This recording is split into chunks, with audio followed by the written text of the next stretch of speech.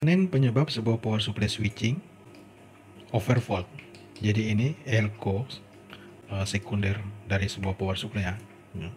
Nah, dalam beberapa kasus ya, di tegangan yang ini terjadi overvolt.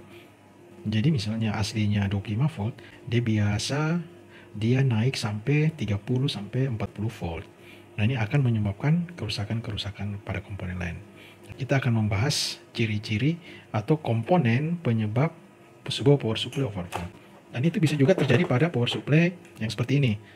Power supply komputer bisa juga overvolt, teman-teman. Nah, ini perlunya kita tahu komponen-komponen apa yang menjadi penyebab dia overvolt. Dalam menangani power supply switching, kita harus tahu overvolt.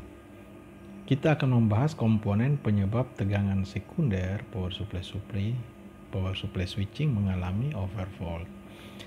Jadi overvolt ini sangat berbahaya, teman-teman. Jadi ada beberapa komponen yang menjadi penyebabnya. Pertama, ya, feedback circuit. Jadi ini adalah sirkuit, bukan komponen. Namun dalam sirkuit feedback itu adalah optocoupler ini ya. Serinya seperti ini.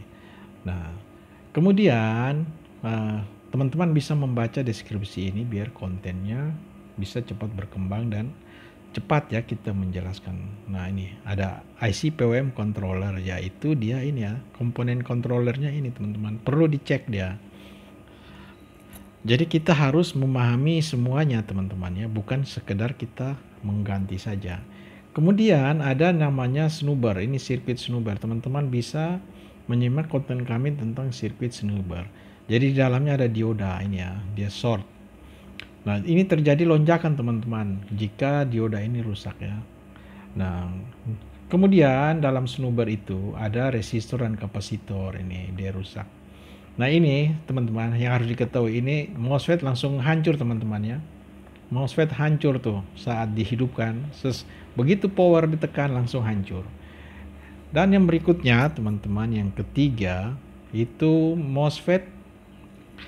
Jadi MOSFET atau IGBT-nya short. Dia short atau tidak tertutup sempurna, dalam artian kita bahasa formal, bahasa pasarnya saja, jadi dia setengah rusak gitu ya, setengah rusak. Nah, ini berpengaruh juga sehingga gate driver IC-nya rusak. Gate driver ya, ini gate driver teman-teman. Jadi itu perlu diketahui, gate driver itu adalah biasanya dari IC PWM ya. Ini ya. Jadi kita tidak sekedar mengganti, tapi kita harus memahami semuanya.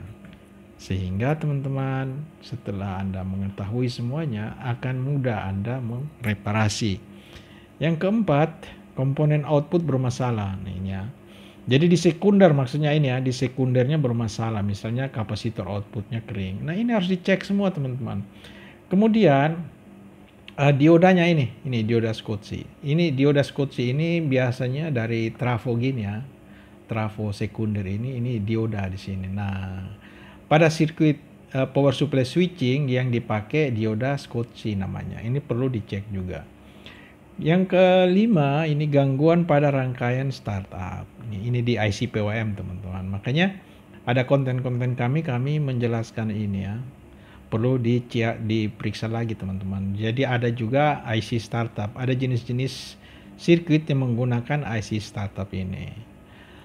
Dan yang keenam, yang terakhir nih ya, yang keenam, gangguan sensor proteksi. Nah, ini di dalam IC PWM teman. Di dalam IC ya, ini di dalam IC PWM. Kemudian ada NTC gini ya. Oke, jadi kesimpulannya apa? Kesimpulannya teman-teman bisa membaca deskripsinya. Jadi teman-teman bukan sekedar kita mengganti, tapi kita harus memahami ini. Sehingga kita dalam mereparasinya sangat mudah.